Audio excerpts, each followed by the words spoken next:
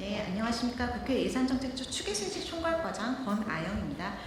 오늘 저희 처에서 발간하는 기후위기 대응 조세정책 현황과 과제 보고서의 브리핑 진행 순서를 간략히 말씀드리겠습니다. 먼저 지동화 국회 예산정책처장님께서 보고서의 주요 내용을 브리핑하시겠습니다. 이어서 백브리핑장으로 이동하여 기자분들과 질의응답하는 시간을 가지도록 하겠습니다.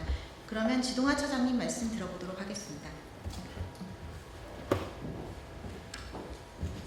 네, 안녕하십니까. 국회 예산정책처장 지동화입니다. 지금부터 기후위기 대응 조세정책 현황과 과제 보고서에 대하여 말씀드리겠습니다.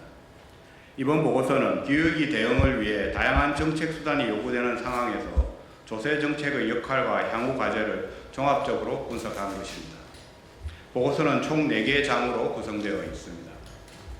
2장에서는 국제적으로 시행 중인 에너지 세제와 탄소 가격제, 그리고 NDC 달성 과정에서의 부문별 대응 현황을 다루었습니다. 이어 3장에서는 우리나라 기후위기 대응 조세정책의 현황을 살펴보고 문제점과 과제를 진단했으며 4장에서는 국내 탄소세 입법 및 연구 동향과 주요 쟁점을 정리하였습니다.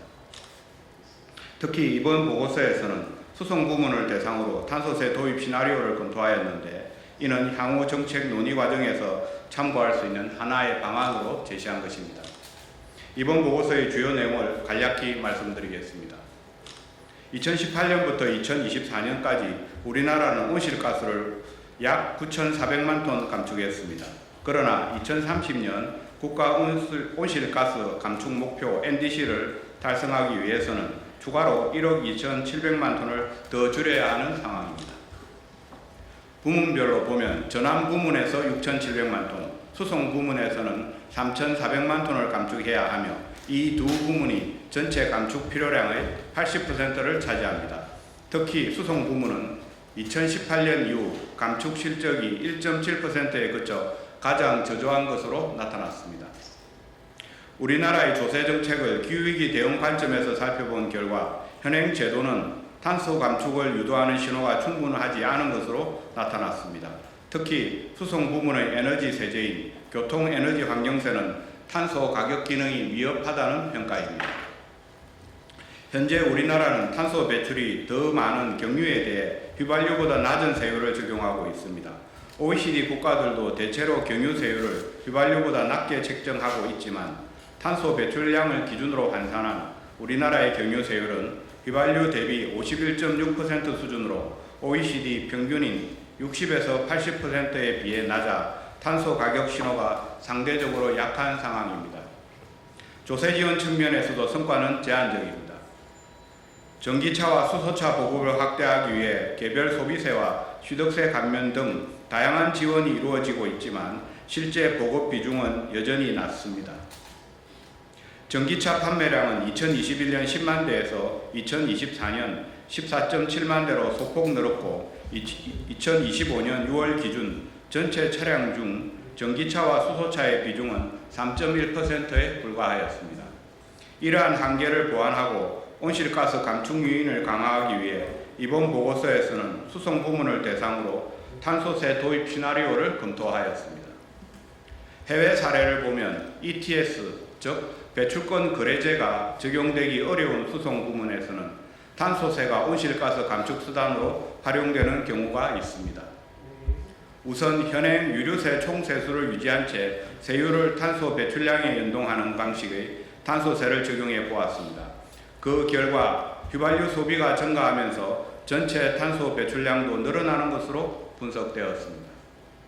다음으로 현재 기후대응기금에 배분되는 유류세의 7%의 탄소 배출량 연동 방식을 적용하는 방안을 검토하였습니다. 이 경우 초기 탄소 가격은 톤당 약 16,500원으로 추정되었습니다.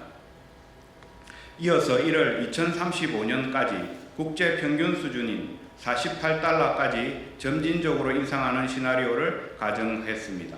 그 결과 수송 부문 배출량은 10년간 약 4.8% 추가 감축되고 세수는 약 총 13.7조 원, 연평균으로 1.37조 원이 증가하는 것으로 분석되었습니다.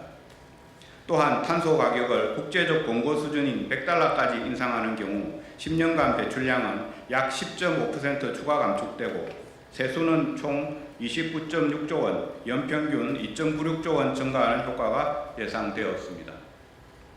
이번 보고서는 이 밖에도 전환, 산업, 건물 부문의 조세 정책과 지원 현황, 그리고 제도적 한계까지 함께 다루었습니다.